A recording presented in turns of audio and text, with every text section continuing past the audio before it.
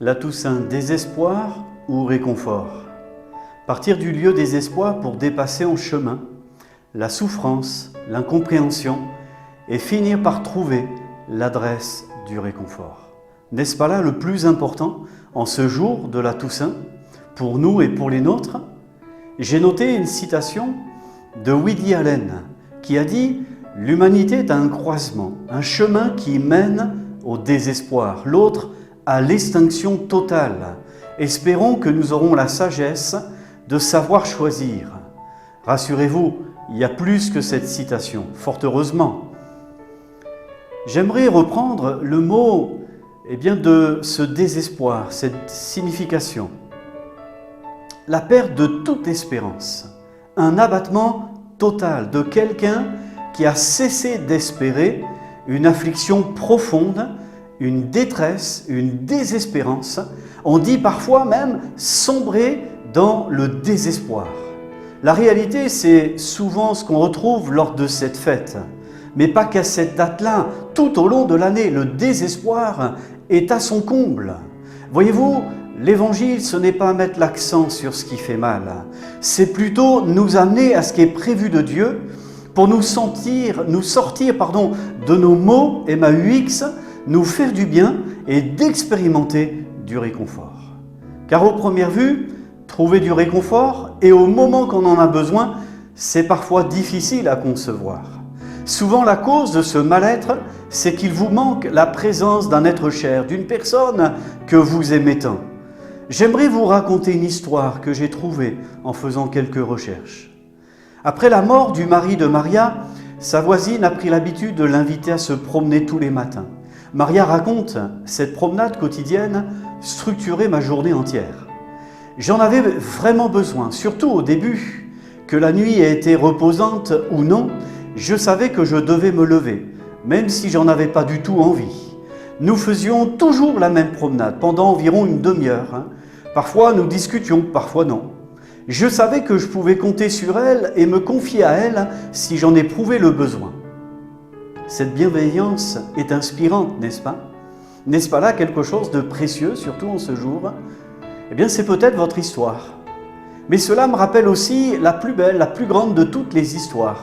C'est que quelqu'un puisse être présent pour le bien de l'autre. N'est-ce pas merveilleux?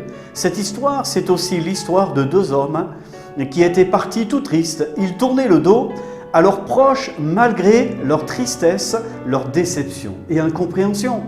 Mais en réalité, n'ont pas été sans secours. Ils ont été rattrapés par une personne aimée et aimante. Et cette personne attachante, cette personne, elle s'appelle Jésus. Ce texte, vous le retrouverez dans l'évangile de Luc 24, versets 13 à 43. Oui, il peut venir à toi, mais tu peux aussi venir à lui. C'est une personne aimée, aimante et attachante. Et le moyen de la prière, c'est aussi aller vers le Seigneur Jésus. Même si je m'enfonce dans les difficultés, l'incompréhension et la solitude, la Bible dit « Même les ténèbres ne sont pas obscures pour toi ». Le psaume 139, verset 12. Jean 1er, verset 5 dit « La lumière brille dans les ténèbres et les ténèbres ne l'ont pas étouffée ». La traduction se meurt. Cette lumière, il est vrai, elle était la véritable lumière qui, en venant dans le monde, éclaire tout homme. Elle était dans le monde et le monde entier a été fait par elle et le monde ne l'a point connue. Elle est venue chez les siens et les siens ne l'ont point reçue. Mais à tous ceux qui l'ont reçue, à ceux qui croient en son nom, elle a donné le pouvoir de devenir enfants de Dieu, lesquels sont nés non du sang, ni de la volonté de la chair, ni de la volonté de l'homme, mais de Dieu. Quelle bonne nouvelle! Ce texte de l'évangile de Jean, chapitre 1er, verset 9. Alors en ce jour, à la lumière des évangiles, j'en profite pour préciser deux grandes vérités. La Toussaint, cela rappelle à l'entendre tous un. Ça parle donc de l'unité. La Toussaint essaye de rapprocher des vivants d'avec des morts. C'est une démarche douloureuse, n'est-ce pas? Nous les vivants, nous sommes faits pour être en relation avec le Dieu vivant. Dans Jean 17, la prière dite sacerdotale, Jésus s'adresse à son Père. C'est pour cette unité avec son Père et lui qu'il prie.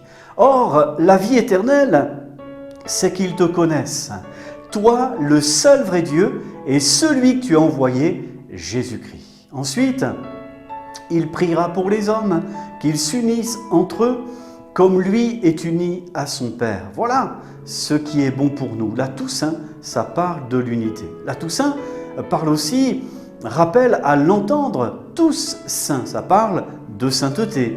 Être saint et vivre dans la sanctification, ce n'est pas le fruit de nos efforts humains, ou s'améliorer, ou être selon une agréable apparence. C'est pas ça la sainteté. La Bible dit recherchez la paix avec tous et la sanctification sans laquelle personne ne verra le Seigneur. Hébreux 12, 14.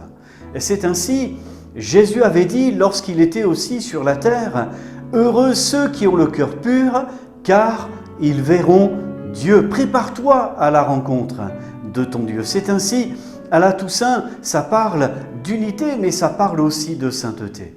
Voyez-vous, retenez dans ces deux grands sujets qu'on peut aborder rapidement, qu'on vient de partager, c'est justement ce que Jésus, le Sauveur du monde, est capable d'accomplir pour vous et en vous. Alléluia. Il est capable de resserrer les liens pour unir ou réunir à nouveau avec votre Créateur. Nous sommes créés pour aimer, mais nous sommes créés aussi pour se sentir aimés. La Bible nous dit bien que Dieu a tant aimé le monde qu'il a donné son Fils unique afin que quiconque croit en lui ne périsse point, mais qu'il ait la vie éternelle. C'est ainsi que Dieu t'aime, Dieu te cherche et Dieu désire par le moyen de ce jour te rappeler qu'il est là aussi pour te faire du bien. La Bible dit qu'encore Dieu prouve son amour envers nous en ce que lorsque nous étions encore des pécheurs, Christ est mort pour nous. Merci au Seigneur Jésus. C'est ainsi que Jésus a accepté de mourir à la croix pour toi. Il est mort à la croix pour nous, pour moi, et c'est ainsi qu'il nous permet d'avoir le moyen de s'unir, s'approcher, se rapprocher de Dieu en la personne de Jésus, ce qui nous permettra de surmonter la séparation, la douleur, l'épreuve et de l'avoir à nos côtés. Oui, Dieu est pour nous un refuge et un abri qui ne manque jamais dans la détresse. Oui, il est capable aussi d'offrir la sainteté. Un nouveau départ, c'est possible. Parce que la Bible dit bien « Heureux celui à qui la transgression est remise, à qui le péché est pardonné. » C'est vrai que Jésus fait toutes choses nouvelles. Si quelqu'un est en Christ, il devient une nouvelle créature. Il est capable d'agir en moi, capable d'agir en toi, de manière à ce qu'il y ait des choses nouvelles. Littéralement, ça se traduit, les choses sont en train de devenir nouvelles. C'est ainsi se donner à Dieu, c'est aussi la meilleure de toutes les décisions. Prions le Seigneur ensemble. Je prie qu'en ce jour, Seigneur, tu puisses te révéler à cette personne qui entend cette vidéo.